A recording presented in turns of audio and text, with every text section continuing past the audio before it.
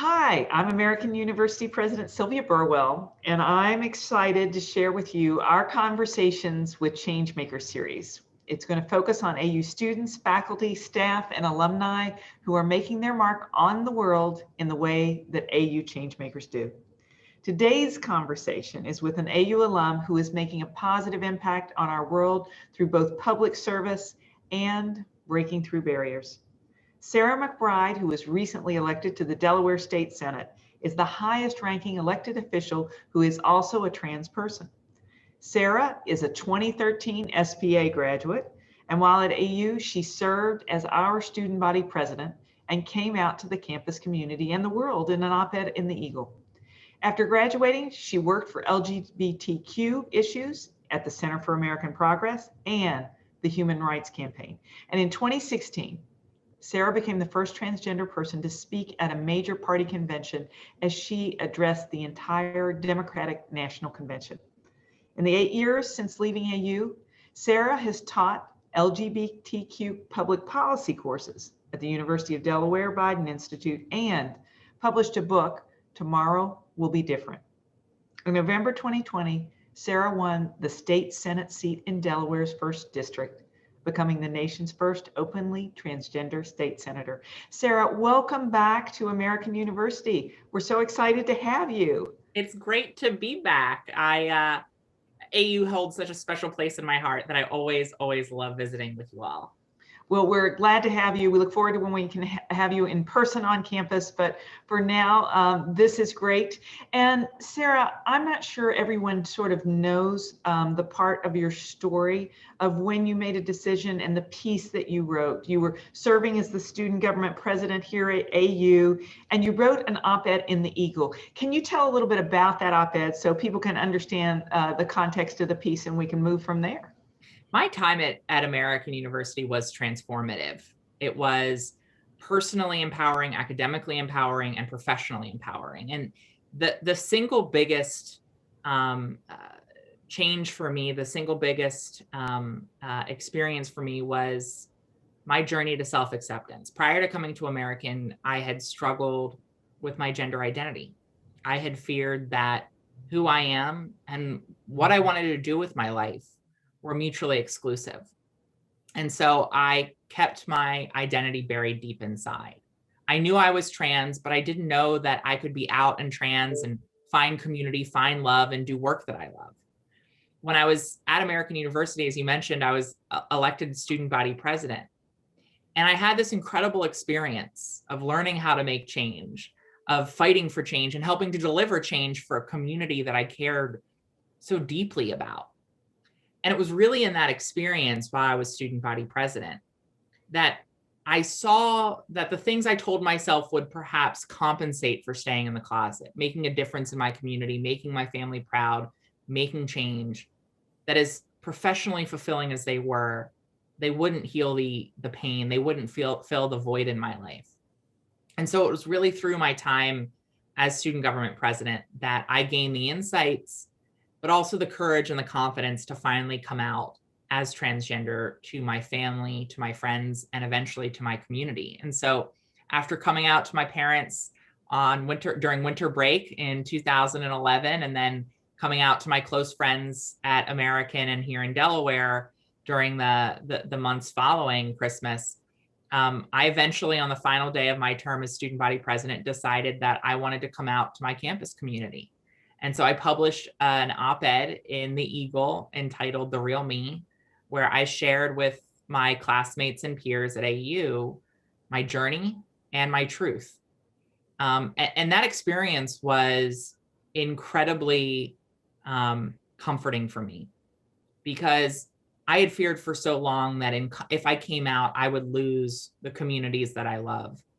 And the incredible thing about American University was from the first moment my note posted, from the first moment that op-ed went online, every single message that came in from my classmates and from my peers, from administrators and from the faculty, every message was a message of love and support, and in many ways, celebration in a person living authentically, celebration in the progress that our society has made to allow for more and more people to live authentically, but also more than that, celebration in the fact that our campus was responding the way it was and sending a really, I think, powerful message to the rest of the country that this is how you respond when someone comes out with love, with support, and with acceptance. And so it really motivated me to try to make sure that the experiences I had at American weren't a privilege for the few, but a right guaranteed to everyone, no matter their gender identity or sexual orientation, that they could live their truth, be embraced by their community, and dream big dreams. Thank you, Sarah, for sharing that story. And as part of that journey, was there a moment, or was it sort of an evolution in terms of, or was there a moment where you remember, or that you go, okay, I'm going to do this? It was an evolution with sort of different points of revelation in my own life, an increasing realization that not only this was who I was, because that's something I knew, but that I had the courage to say it and that I was going to say it. You know, in many ways, it was advocating for gender inclusive housing on campus that helped me think about this in a really conscious way and come to terms with it, come to terms with what was motivating me in my passion for that. It was, I think, in the experience of being a student body president and making change on a host of issues that I cared about, again, that seeing that change was professionally fulfilling and important, but didn't heal the pain, that really contributed to the journey. And then eventually I was sitting on a couch with a classmate, an AU classmate of mine. And I said to them that I thought it was only a matter of time before I told my family.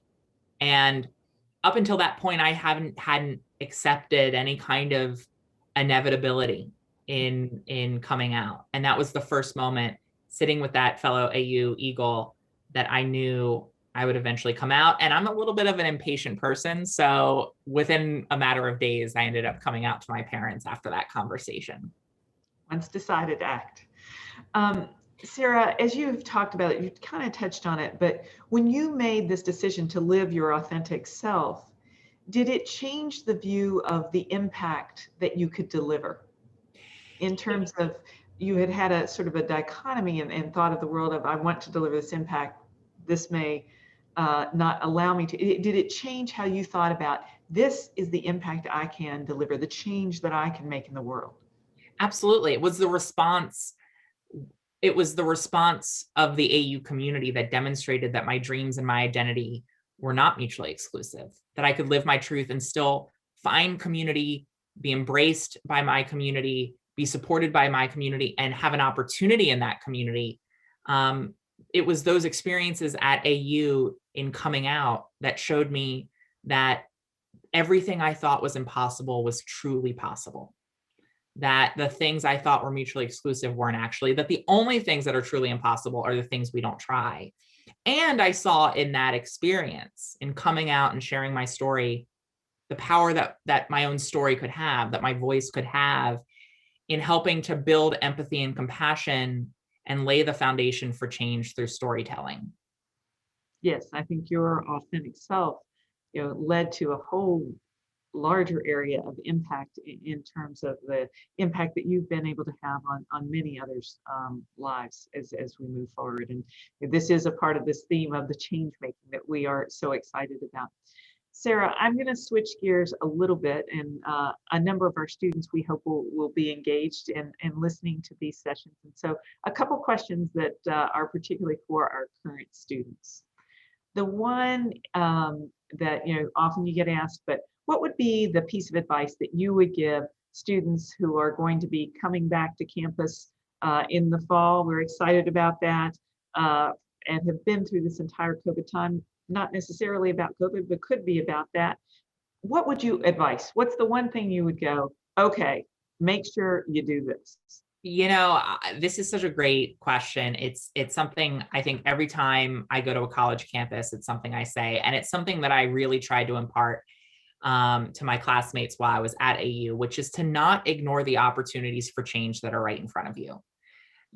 one of AU's assets is our location. It's being in Washington, D.C. It's the access and opportunity to gain experience on Capitol Hill and the White House and agencies and advocacy organizations. That's an incredible part of the AU experience, but it's only one part. And there are so many opportunities on campus to get involved, to be engaged, to hone your leadership skills, and to make very real change for a community that deserves progress as well, that your classmates deserve advocates, that your classmates deserve progress, and that AU can be a laboratory of democracy for the big ideas that we all care about. And I always said that if we could change our campus, then we'd help to change the country. And I think in doing so, one of the things I always have felt is that if America could look a little bit more like American, we'd all be better off. And so for me, it was recognizing that there is change right on campus. There are opportunities for leadership right on campus that people should seize. And they should take advantage of those lessons, because for me, some of the most formative experiences I had at American, personally and professionally, were in the clubs and programs that I participated in, from College Democrats to the SPA leadership program to student government. Sarah, another question about advice to students. What was your favorite place on campus that you'd want to make sure that they go and enjoy? I loved the amphitheater and the garden right behind the amphitheater. I thought it was such a great space. I lived in Leonard my first year on campus, and that amphitheater was such a place of, it's filled with so many great memories for me. I love the combination of community and nature. I think it's such a beautiful spot on campus. That was by far my favorite spot. And I spent also quite a bit of time on the second floor of MGC. I basically lived on the second floor of MGC for probably 2 years. But that amphitheater, I love, and I loved it during my time there. Well, we are hoping to get the amphitheater filled, and we are hoping to have people on the second floor of MGC as soon as possible. Sarah, why don't we close with you as an incredible change maker. You're in a place to make change right now. That's what your role is on a day-to-day basis. Can you tell us a little bit about what are you most excited about in this coming year in terms of the changes and things that you're working on to make this world a better place? For all of the challenges that we have, I am incredibly optimistic and hopeful about the possibilities for progress that are before us. I think history shows us it's always in our most significant challenges that we take our biggest steps forward. And I think right now, for all of the challenges we face, we've been entrusted with a unique responsibility and a unique opportunity, because right now we are reimagining our world. We are forced to reimagine how we work, how we learn, how we connect, how we have fun. And it's challenging. It can be difficult, but it's also a blessing to be able to reimagine our world, not as it was, but moving forward, reimagine our world as it should and as it could be. And at this moment of reimagination, I think we as change makers are given and called upon to seize that moment, to make meaningful change, to reimagine our world fundamentally, and to, as President Biden says, build back better as we get through the COVID-19 pandemic. And so I'm really looking forward to those opportunities for progress, ranging from reimagining how we both deliver and provide healthcare, reimagining our social safety net, recognizing how insufficient it currently is, and the fact that, for instance, no one should have to give up their income in the face of illness, which is why we should pass paid family and medical leave. We had a historic call for racial justice this past summer, and I think in this moment, we can reimagine our criminal justice system so that it truly protects the safety and dignity of every person. And so I'm really motivated to seize this moment, to learn the lessons of the last year, and to say we've reimagined so much in the last year. There are some things we can go back to, but there's so much that we can fundamentally change moving forward. Sarah, thank you. I think you know at an American university, we don't believe change can wait. And I think you are making that a reality in terms of the day-to-day work you're doing and your leadership. So thank you so much for spending time with our AU community. Thank you so much for having me back.